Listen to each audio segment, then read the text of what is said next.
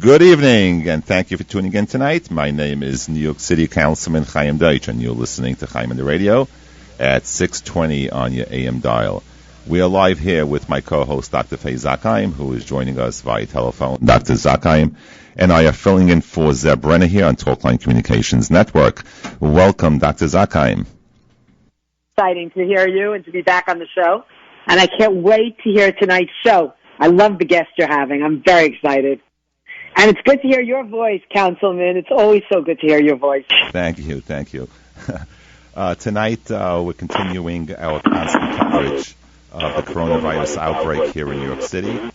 While we've heard some good news this week with data trending in a positive direction when it comes to new hospitalizations and deaths, we've also been hearing some disturbing information about the new COVID patients.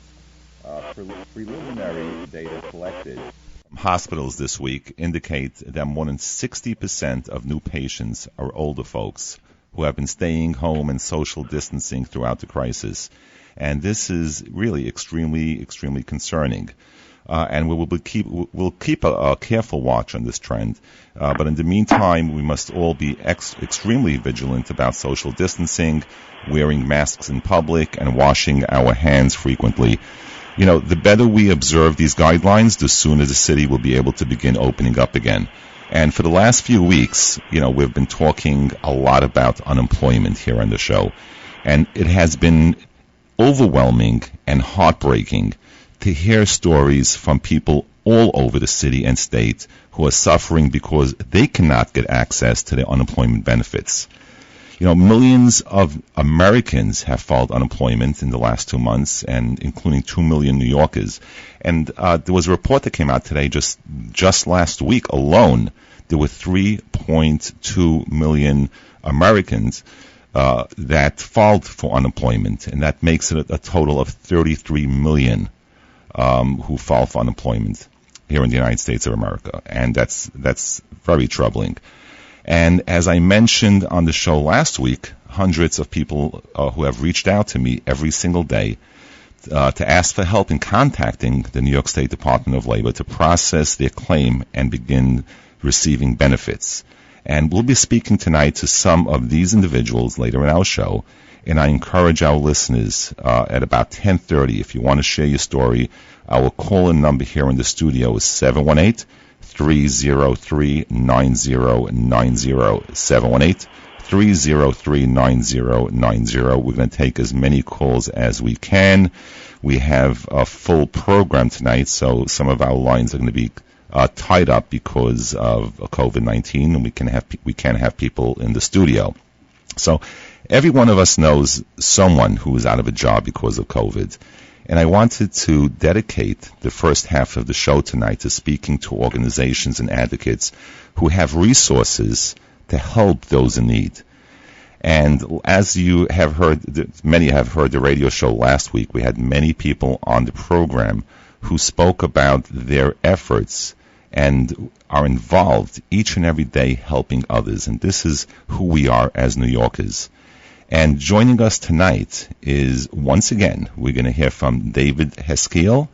David is also my office's community liaison, and I am truly lucky to call him a friend. So, David, welcome on the air. Yeah, hi, Chaim. Hi, Faye. How are you? Hi. So good to hear your voice. Likewise. Thank you. So we all know David. Many of us know David. And David, one of his efforts, he's involved in providing meals to NYPD officers who have been working throughout the crisis. And they have been truly amazing, working, protecting us. And David has provided them with meals. And he's been working with my office, and David has been in the forefront helping healthcare providers, making sure that they get meals. And David also sits on the board of the Council of Jewish Organizations of Flatbush. And he wears many hats. So, David, tell us some of the efforts that you've been working on, and tell our listeners of how it's been going. Yeah, sure, absolutely. First of all, I'm privileged to see firsthand, day in and day out what they do. And first of all, I'd like to thank, Louis Wells, our president, Larry Spiewak, Faye Zakheim and Leon Goldenberg. These guys have truly been amazing, working around the clock to help our community. They're innovative and they're ahead of the curve, and that's the best way to beat this crisis. A few new things, a few new programs that we're doing right now. One of them is the Special Corona Widow Fund. Any woman, had a husband, unfortunately, who passed away and is widowed with children, they could call our office and they receive free grocery accounts, until October 16th, which is really amazing. They call our hotline, 718-377-2900, extension 7614. Another fantastic program, and this affects us all. We all, a lot of us have small businesses. We're starting a brand new business loan program with no co-signers required. So it's really going to make it easy for small business owners to, acquire these loans. Number two, we're doing a no contact tax prep. What is that? If you need to file your taxes, due to the COVID situation, we'll send somebody to your home to pick up the documents so you stay safe, and, we'll take it back to the office and then bring it back to you when you're done. And, of course, basic COJO services, food distributions for families. We do food shopping for the seniors. We do delivery for city-issued gloves and masks. All kind of programs just to help our community out in any way that we can.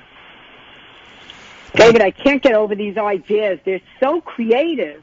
Like the idea of realizing that widows need help and food, that's beautiful. And the idea of picking up people's income tax returns, who thinks of these ideas? They're just so brilliant. David does. Faye and Chaim, first of all, thank you to Councilman Deutsch, because a lot of this funding to make it happen is because of him on the city council.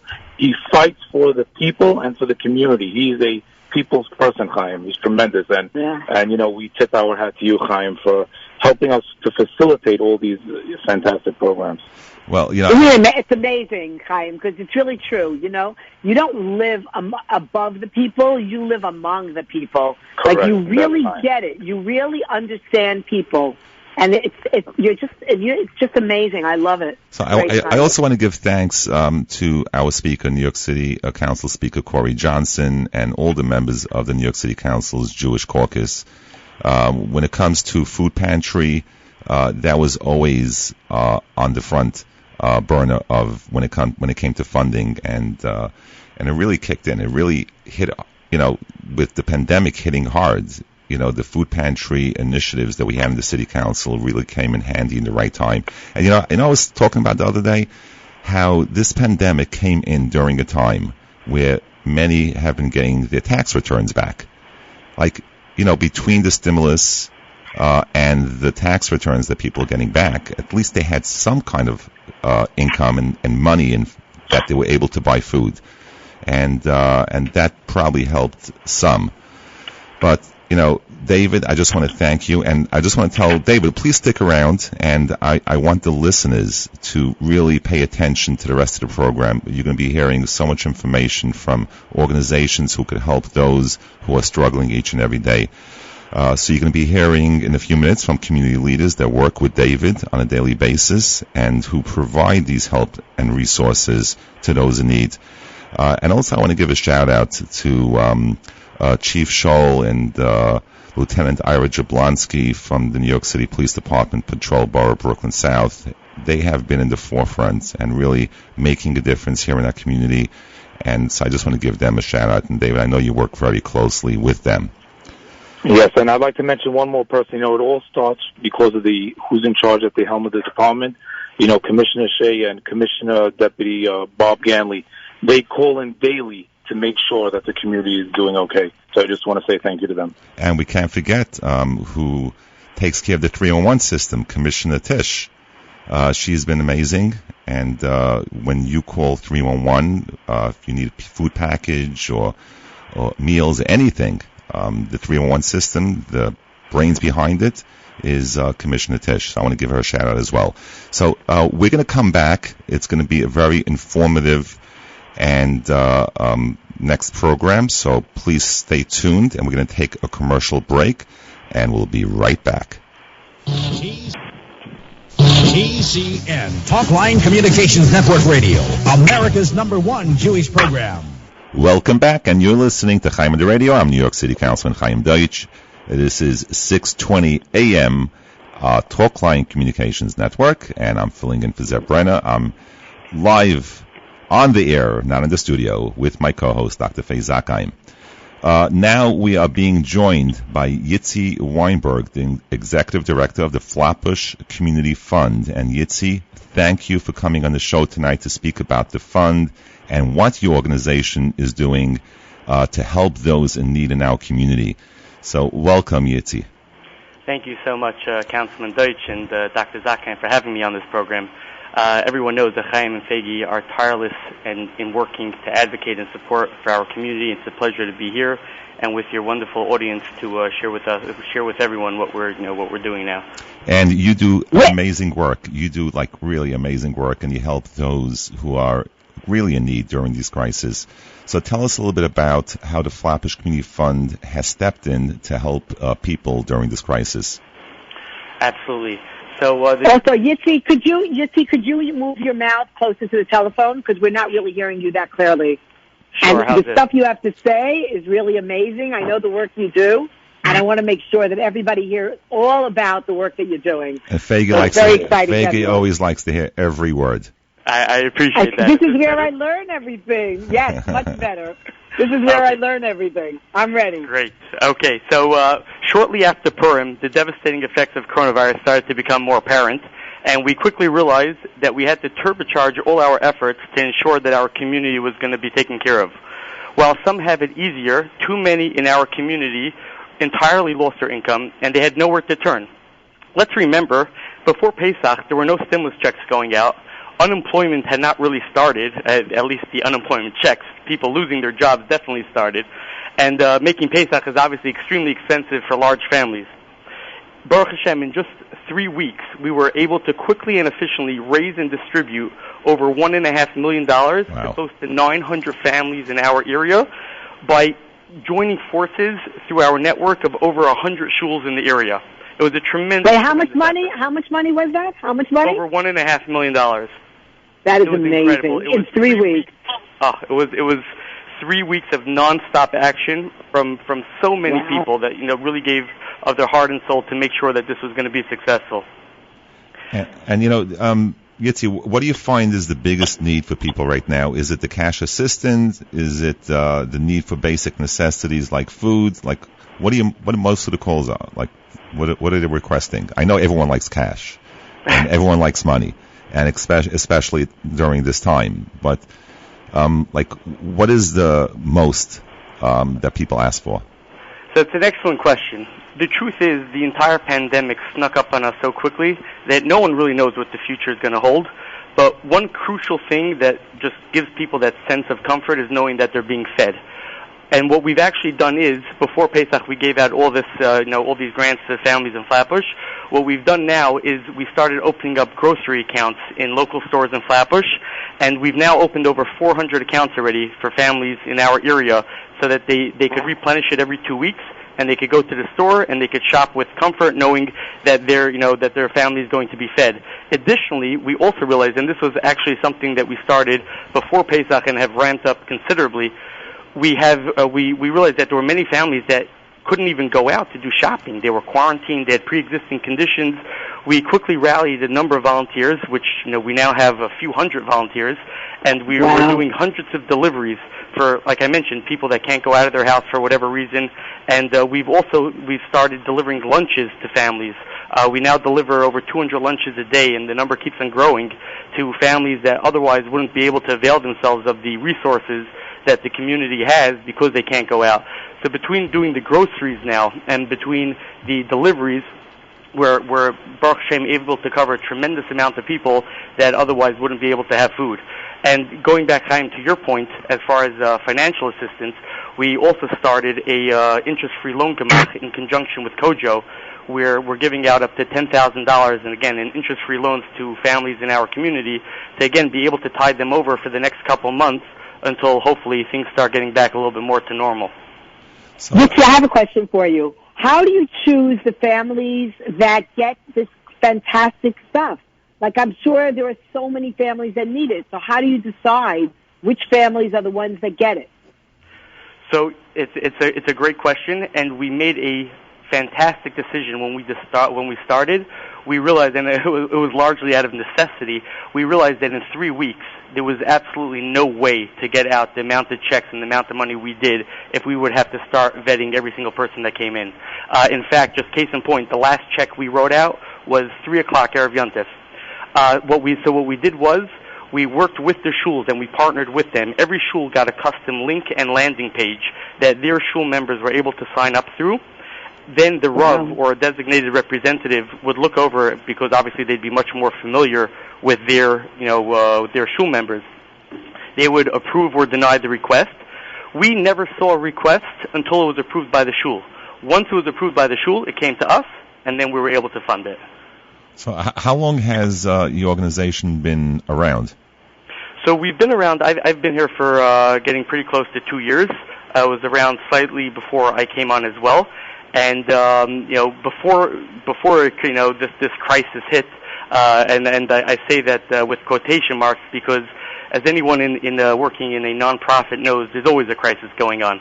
Sometimes it's not quite as blatant as it is now, but even before coronavirus, we were consistently receiving calls from people in our community. These are friends, neighbors, people who stand next to us at the grocery store, people who are being evicted, having their utilities shut off, going through other financial crises. And we partnered with Met Council to create a program that provides emergency financial assistance to deal with these families' crises. And that was one of our large programs we had beforehand. We're also very proud of our wedding assistance program. Weddings obviously is getting a lot of attention these days, but the financial stress can be overwhelming. Baruch Hashem, we have been able to assist over 45 families with financial assistance when they were making chasanas to help ensure that their time of joy actually stayed a time of joy. And I'd like to also just point out one other program we had, and this goes back to the very beginning of our organization. We realized, and actually Dr. Faye Zakheim is well aware of this because she helped us as we expanded this into the girls' schools. We realized that there were unfortunately many children in our yeshivas that were not getting the support they needed through no fault of the yeshivas. There just weren't enough resources, and we partnered. We now have 2 Flatbush Community Fund tutors in 6 yeshivas and 3 girls' schools in Flatbush that are servicing over 100 children that otherwise were failing and not getting the individualized attention that they needed to thrive. Really amazing. Councilman, Chaim, you actually know about that program because when you were over on one of the many Friday nights, when you're always over at the house hosting the Shabbat dinners, when we were there one Shabbos, if you remember, 4 girls came in and they were mentors for younger girls in schools. And you actually met them. You actually interviewed them, Councilman. Oh, and these girls are and they're mentors for girls that need mentorship. And that was one of the earlier programs that Yitzy was working on. Wow. And then because of COVID, they moved into this whole other thing of giving out $1.5 million, interest-free loans. I mean, this guy is unbelievable. Yitzy, do you ever sleep? I think you're going to have to speak to my wife about that. It's a sore topic. So, Yitzy, one final question before I want to add another good friend on the air. And how can people contact you if they are in need or if they need to refer someone in need? And also, what areas do you cover? So absolutely. So the areas we cover, we've done for these programs, we've done Flatbush and the environs. So we have shuls that are signed up in Mill Basin, the Flatbush part of Kensington, Marine Park, obviously. So that's pretty much been our geographic target. And the way to reach me is in the office. The number is 718-650-3545, or at Weinberg. This is my personal email. Weinberg, YWEINBERG at FCFund. That's FlatbushCommunityFund.org. And again, if people want to help volunteer, now our volunteers are extremely overworked these days. It's volunteers at FCFund.org. If people need deliveries, they could go to deliveries at FCFund.org. And really going to our website in general, FCFund.org, will give people a wealth of information to sign up and to get the help that they need. Wow, amazing. Thanks for that information.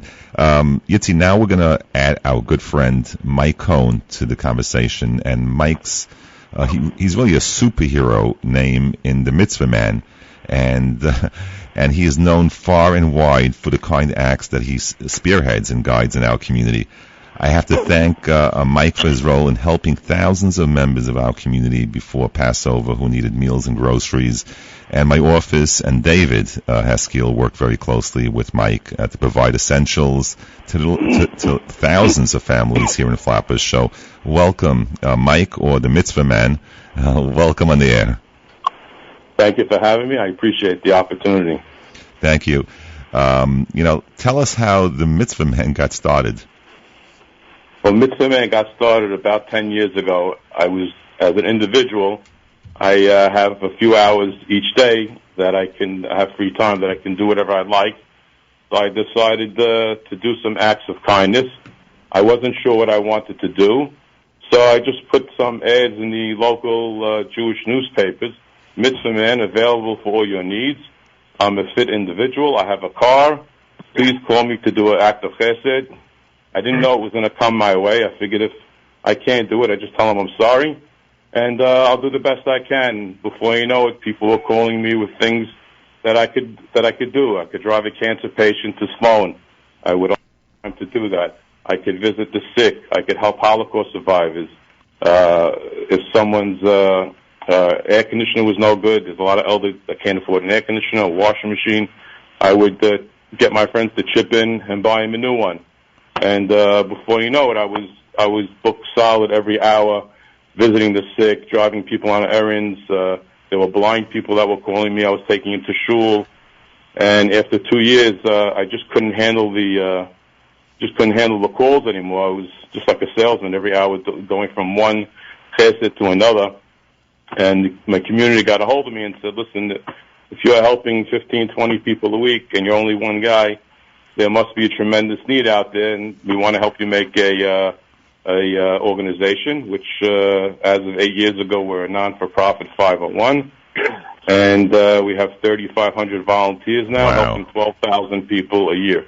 So how does someone get a hold of you or the organization, and how do you get the message out to the volunteers? So we have a website, www.mitzvah-man.org, mitzvah-man.org. It's a website. They could either volunteer on the website, or they can request what's needed. There's also a couple of videos of me talking and explaining the things that we do. Or there's a toll-free number, and they leave a message. That's 1-866-355-1825. And the machine will go on and ask you if you want, if whatever you need, leave a message, and we'll get back to you. And I personally take every request and call, and then I send it out to my dispatchers, and I tell them, what's the best way of helping people. And we work on a text system specially built for us. We have about 100 volunteers in each group.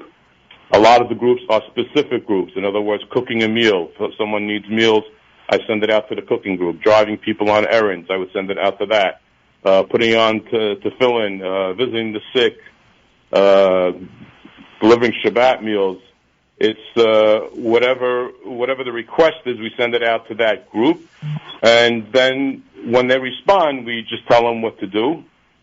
And then they confirm back. And then there's a lot of people that aren't on specific groups. They just tell me put them on a random group. So we send text messages out to those people. And if something doesn't get done, when we send it out to a group of 100, we just go on to the next group. So I could tell you about 98% of the calls that come in, we get done, and we get done very quickly. Within 20 to 30 minutes, we're helping that person. We're very, very quick at what we do, like a fast food. And that's truly amazing. And you're really a role model, and you should be a role model for the entire city. And this is amazing how you operate. And thank you, Yitzy and Mike and David, for everything that you all do in service to our community. And So I just want to say thank you, and I appreciate the information you gave out to our listeners. I hope our listeners wrote down the information, and if you're in need or you want to volunteer, you could contact them. So thank you for being on. Okay. Just one last point. When this crisis hit, we already had our systems in place because this is what we do. We cook meals, we deliver meals, we have funds in grocery stores. So we were ready to go from day one. We didn't have to, because we've been doing this 8 years. So it was, although hectic, it was pretty smooth for us. Wow, kudos to you guys. It's amazing. It's truly amazing to see how the organizations are really stepping up, and whether we're in a pandemic or a crisis the rest of the year, because families are struggling all year round. So thank you again. Thank you. Thank you. We're going to take a short break, and when we come back, we'll be speaking with members of the public who are experiencing difficulties with obtaining their unemployment benefits, and this has been a tremendous big issue here in New York City, in New York State, and across our country. So we're going to take a commercial break, and we'll be right back. TCN, Talkline Communications Network Radio, America's #1 Jewish program. Welcome back, and you're listening to Chaim on the Radio, 620 in AM dial, Talkline Communications Network, and I'm filling in for Zev Brenner with my co-host here tonight, Dr. Faye Zakheim. So we are joined by Bernarda Popovic, who is one of the many hundreds of thousands of New Yorkers who is still waiting to receive her unemployment benefits. Before I introduce her, I have to tell you all the most incredible story about this young woman. Yesterday, I had posted a story on my social media from an individual named Tim Welch, who will be joining us shortly. Tim had written to me about his 2-month-long struggle to receive unemployment benefits, and explained how he and his wife had resorted to eating every other day because of a lack of money to purchase the groceries and necessities. And I'll speak a little bit more about Tim in a moment, but this is where Bernarda comes in to the story. Upon seeing this terrible story on my Twitter page, Bernarda reached out to find out how she could send a check to help Tim and his family out, even as she herself was in a situation where she found herself suddenly unemployed because of COVID. She wanted to see how she could help others. And I was just really amazed at her kindness. And I want to thank her publicly for her beautiful act of humanity during a difficult time. So, Bernarda, welcome on the air. Thank you, Dr. Councilman. This is great. Thank you so much. And let me tell you something, that when I received that message from you and you were waiting for your unemployment, you're in the same situation as Tim, the same exact situation. And tell us why you stepped up and you made the phone call to send a check while you're waiting for unemployment. The only reason why I did that was because I know what it's like to struggle, be in a situation like that, having food insecurity and just not having any source of income and worrying when you can put food on the table. And I went into my fridge and I opened my fridge and I was thinking, what am I going to eat for breakfast? And then I saw your message right after that. And it just really touched me. And I said to myself, I have a full fridge. I have something in my bank account I can give to this guy. He has nothing to eat.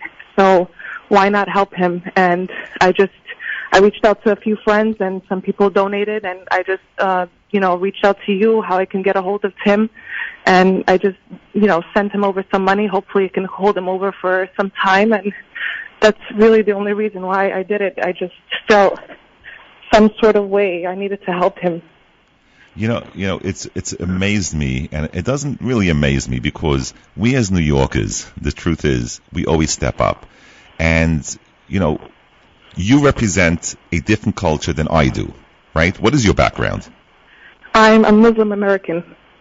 Okay, so and I'm Jewish, and Tim, I don't know what Tim is yet, but we're talking about 3 different cultures, 3 different backgrounds that we come from. Tim, I know, is from out of state, and he just moved into New York, and it just amazed me how people come together from different parts, different languages at times, right? What language do you speak? I speak Yiddish. I speak Serbian Croatian. Okay, there we go. Different languages. Yeah, and even with Dr. Faye Zakheim here, sometimes we don't understand each other when we both speak English to each other. So,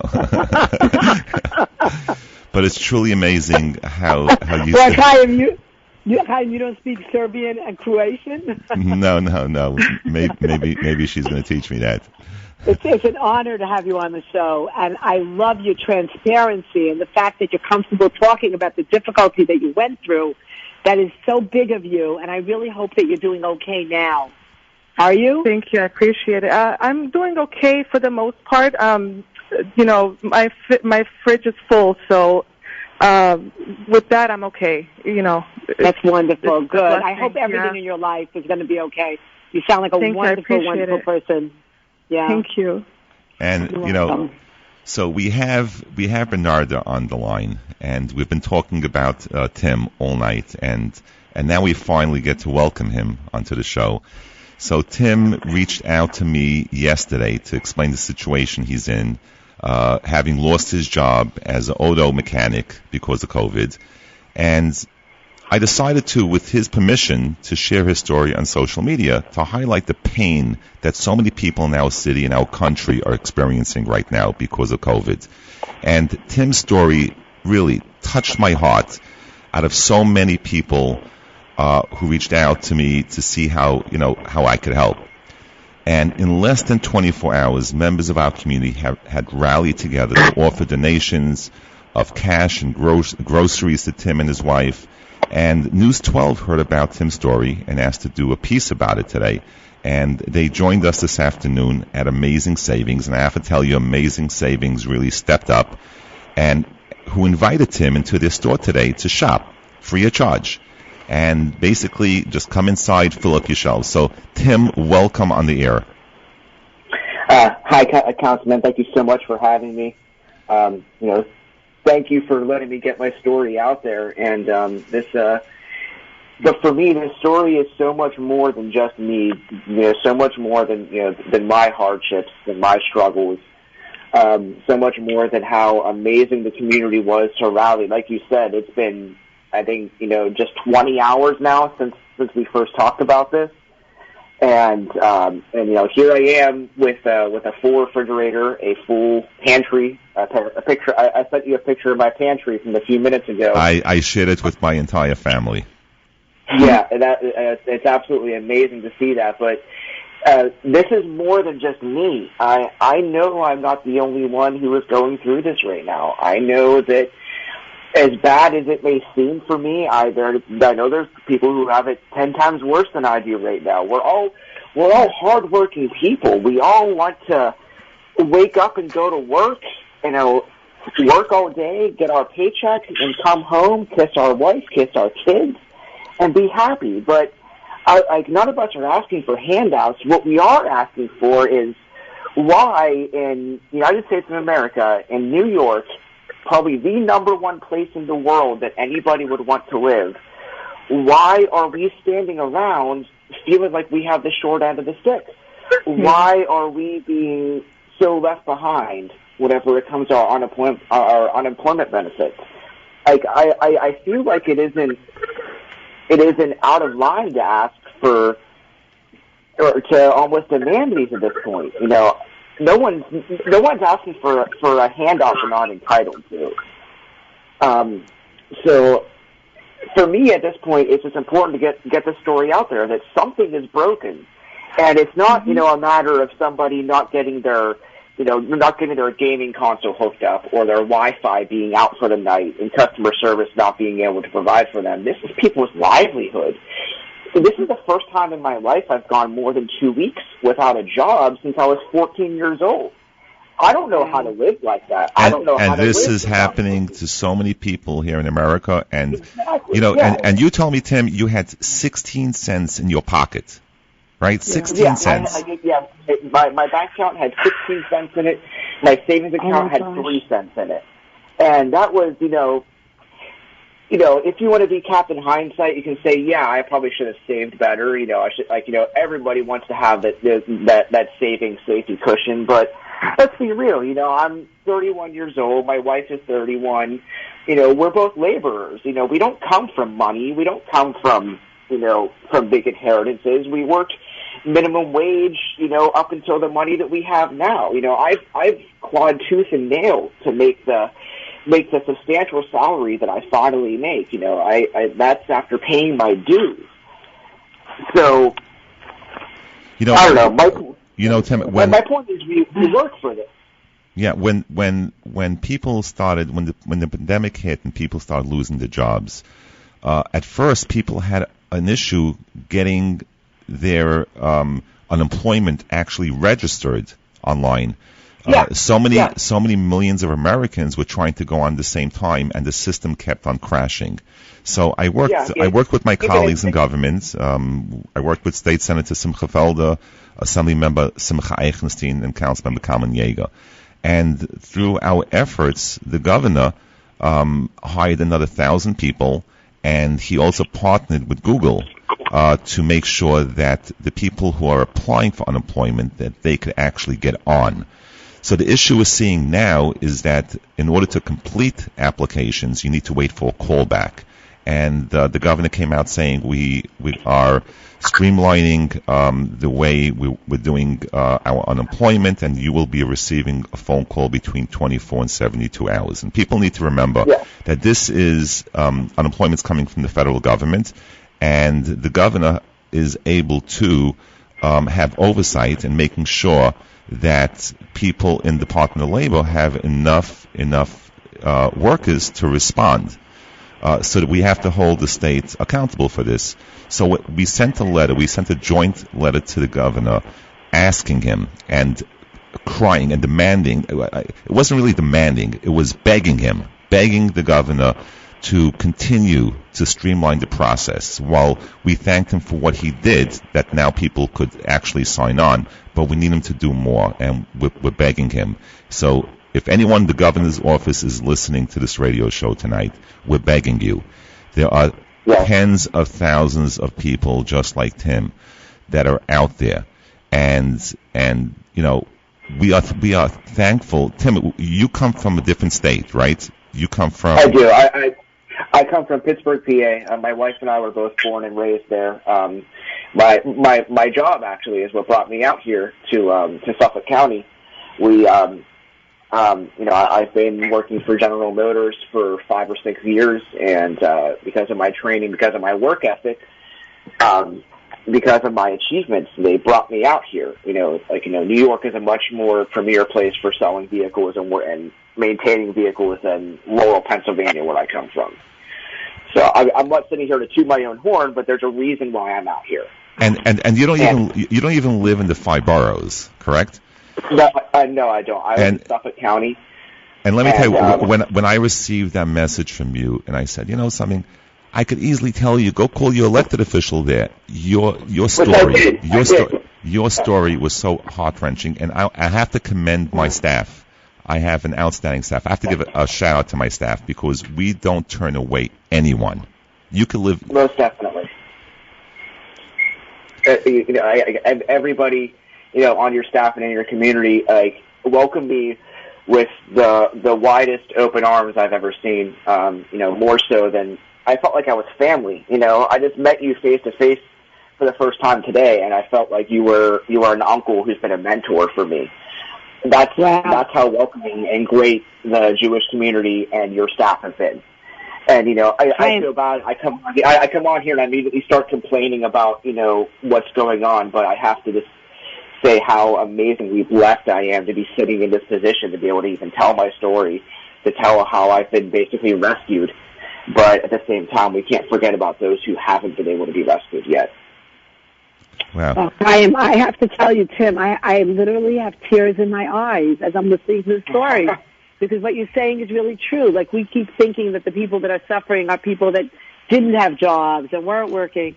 But here you are. You've been working since you're 14 years old. And you're not being treated. You're not being treated with dignity. It's a terrible story to be treated without dignity. And the idea that you walked into Councilman Deitch's office and that they welcomed you as family, I just have tears in my eyes. It's the saddest story, and yet the warmest story. I want to tell our listeners, because the phones are ringing here like off the hook, and I want to try taking a few calls. But if anyone out there is able to contribute to help Tim, it's not just Tim. He's very shy. I have to be honest. And we were able to get him. We were able to get him through David Heskiel. He got him a check today for $500. I know some of my Facebook followers sent him in checks. He got another check for $500. Remember, it's not just the food. It's the bills, the back, and the car payments, the electric, the insurance, the rent. And, I know, Tim, you received your stimulus package, and that you told me that you paid for rent, partial of that, and the rest of it you paid for food. And then there were days that you had to share a can of beans with your wife. And that's totally unacceptable for anyone. So if anyone is willing to come and contribute, and I know many listeners, just like on my social media, people just wanted to do something, you could send me an email to cdeitch@council.nyc.gov, cdeitch, DEUTSCH, @council.nyc.gov, and we'll connect you with him. You could send him the contribution directly to him. So let's take a call. Let's get someone on the air. Hi, you're on the air. Hi, good evening, Councilman. Good evening. Amazing story. Tim, God bless you. I hope you get the money from the state. Well deserved. I mean, everybody in New York State deserves the money that the state has to give to them. I like to say to the councilman and to the listeners, we got the $600 that came from the federal government. I believe the president signed into action for every state to get the $600 extra money that was given to all 50 states, I believe. And that money that the $600 has been given, why can't the state automatically give that? Because even if you made $5 you paid in taxes, you're entitled to that $600 immediately. And that red line that they keep doing, and they're holding people's money, they could send that out to a gentleman like Tim, who lives out, I believe you said, I heard Suffolk or Long Island. Send out the $600. And then work out the kinks on what else you owe him, so at least he's got money to put food on his table, to make his family have food as well, and just to put money in his pocket so he can go and do his thing that he needs to do to survive, to pay his rent. And I believe that $600 that the president signed off on should be on everyone's hands who pays taxes in this state or any state. And it should Thank you. I fully agree with you, and money should come up front, and people should be able to buy basic essentials, just as food. So, correct. Tim, we don't have time for one last thing. I'm sorry, caller. But, Tim, I just want to thank you, and thank you for speaking out, not only for, I'm sorry that you're in this position with tens of thousands, if not millions of others, but for you to come out in the open and to say that, to make people feel good at a bad situation during a bad time. So I really want to thank you, Tim, and Bernarda, thank you so much, and David Heskiel, and thank you, David, for everything that you have done for people who are just looking to put food on the table. Yeah, thank you, Councilman. Thank you, Councilman. Thank you all, and we're going to keep in touch, Tim. This is Uncle Deitch, yeah? Does that make me Tante Faggy? And Faggy, and cousin Bernarda. So, the good thing that came out of it is that we got to know each other, and you got to know so many good people, and so many good people got to know you today. So I want to thank you all, and to all our listeners, hang in there. We're going to get by. I'm not going to say we're going to get by because we are New Yorkers, because everyone says that, but we need to get by, and we need to make sure government does the right thing. So once again, I'm begging our governor to please continue to streamline this process. I'm getting hundreds and hundreds of emails a day. that I send to the Department of Labor, and my colleagues are getting the same amount of emails. So please streamline this process, send out the checks, put the money in their wallets, let people put food on the table, basic essentials. Thank you all, and thank you to all our listeners for listening tonight. And with that being said, I want to wish everyone a happy and healthy and safe weekend. Shabbat Shalom.